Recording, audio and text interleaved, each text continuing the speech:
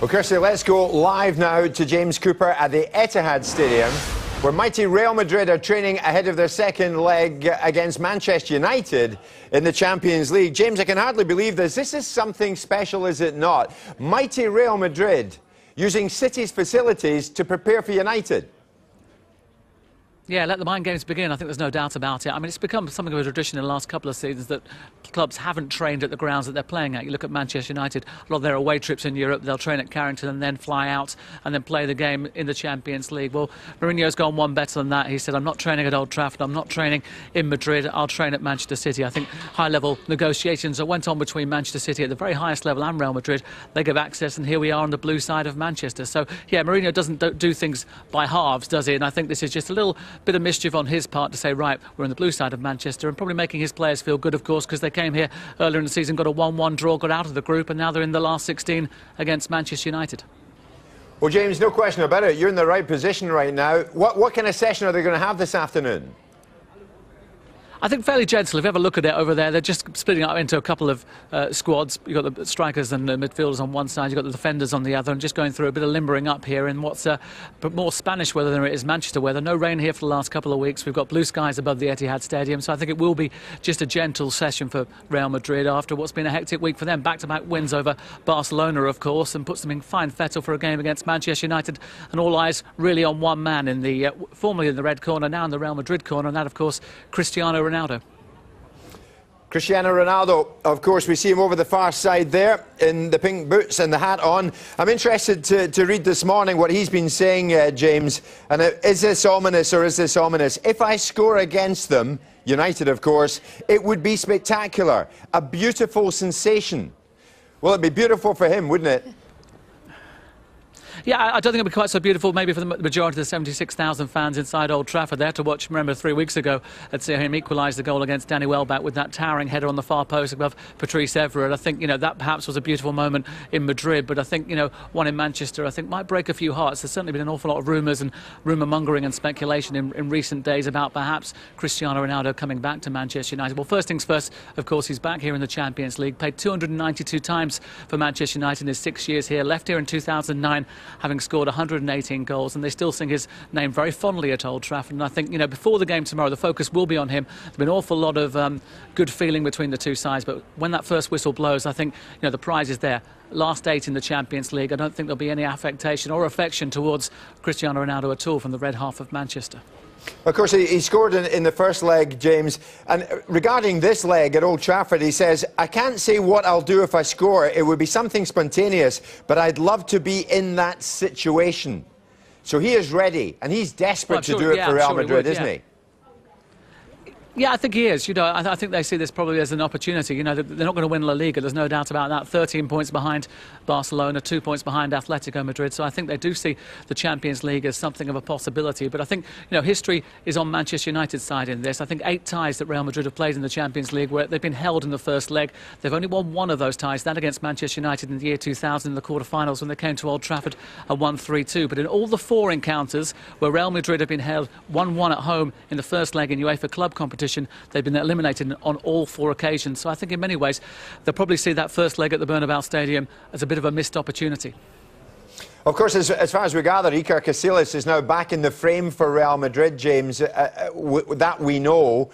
But you never really know what Mourinho's thinking. And of course, he committed what many Real Madrid fans thought was a cardinal sin by dropping him at one stage. But now he's probably back for this. And if you're looking for the best of experience in the world of goalkeepers, you've got it in Casillas, haven't you? You have, but I think that's the story that will probably coming out of training with Real Madrid here at the Etihad Stadium. You look at those 3 goalkeepers there, they're going through their paces. Diego Lopez is there, and he's won the gloves from Iker Casillas, who's had that broken left-handed thumb. Iker Casillas isn't there. He's travelled over to Manchester with Real Madrid, but he's not training this afternoon here at the Etihad Stadium, so that gives a major question mark about his participation tomorrow night. You're right about his experience, but Diego Lopez has kept goal admirably in the last few games, and of course is buzzing goal for those 2 back-to-back wins against Barcelona. So I think that's one of the major questions that Jose Mourinho will be asked tonight at his press conference, which of course is at Old Trafford, so it means that all the media have to schlep from one side of Manchester to the other just to speak to the special one. I think, that major question will be, is Iker Casillas fit, or is he just along for the ride to come and enjoy the sunshine in Manchester? You have to think he's not just there for the ride, is he, James? looking at these boys training this afternoon, but you have to think Casillas, with everything that he's done for the club and his association with Real Madrid, that he's surely going to be involved. Well, you'd think so, and maybe this is more mind games from Jose Mourinho. I mean, I think there's an awful lot about going about. You know, there's no doubt about it. You know, they're trying to play their cards close to their chest. They don't like these training sessions generally, coaches like Sir Alex Ferguson and Jose Mourinho, because, of course, we're there watching everything, second-guessing everything. A lot of the media are here, and you've got representatives from all sorts of clubs trying to sneak a peek as well. A lot of fans outside the Etihad the stadium this afternoon trying to see that. So I think, yeah, you're right. He brings an abundance of experience, but I guess also, if that hand isn't right, if that thumb isn't right, then I don't think Jose Mourinho will probably take a risk for a player that's not played since January the 20th, when, of course, the prize, potential prize for Real Madrid is so big a space in the quarterfinals of the European Cup. James, a 0-0 draw is enough for United. We know that. And Real Madrid know they need to win. So what do you think when you look at that group of players, and your cameraman very kindly is panning back over to them? There is firepower. Yeah, he's well trained. He sure is. There's firepower, James, in every department. Benzema, Ronaldo, Ozil. Every one of these guys is capable of scoring. I think you're right. That's where the problem lies for Sir Alex Ferguson. You know, one of the major questions I think he'll have been asked this afternoon, and also everyone's asking and scratching their heads, is how do you stop Cristiano Ronaldo? And there are plenty of ways of trying to do that. But in doing that, you allow spaces for other players, and the sort of players you're talking about there, Karim Benzema, Angel Di Maria, who put that fantastic ball in for Ronaldo for that goal in the first leg. They have an abundance of goals there, but I think, you know, Manchester United will counter that by saying we've got goals in our system too. We've got someone like Robin van Persie, who's been the real difference in the Premier League this season. I don't think, if you look at Real Madrid's back line, it's maybe as strong as some of the back lines that Manchester United are facing in the Premier League. And another thing about that, of course, is that their 4-0 win over Norwich City at the weekend was their fourth consecutive clean sheet in the Premier League. So they are hitting some sort of form there. It'll be interesting, there's no doubt about that, but you're right. The major phrase that both managers have been mentioning in the build-up to this one and in the build-up to the first game was counter-attack. Real Madrid have an absolute abundance of quality when it comes to that counter-attack. It's whether Manchester United firstly can stop it and match it, and then launch their own counter-attacks to try and get that precious goal, because I don't think it's in their DNA to play for that goalless draw. I think Sir Alex Ferguson would readily take that now, but I think you will see goals at Old Trafford tomorrow night. Sure will. I see Ricardo Carvalho, of course, in there, ex-Chelsea. Wonder what he makes of the Benitez situation, James. And we think on one knee we see Iker Casillas over there, so maybe he's pulled a flanker on all of us. Is that right? Is he over there? Is Iker Casillas over there? Well, he's not training with the goalkeeper, so clearly that hand's something of a problem. I've just turned around now to have a look, and you're right.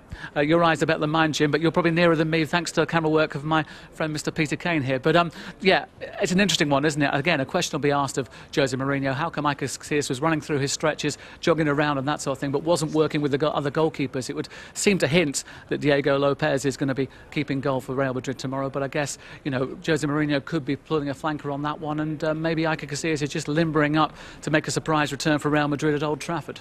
OK, terrific though, James. Great seeing the boys limbering up there in the Etihad, of all places. Thanks so much.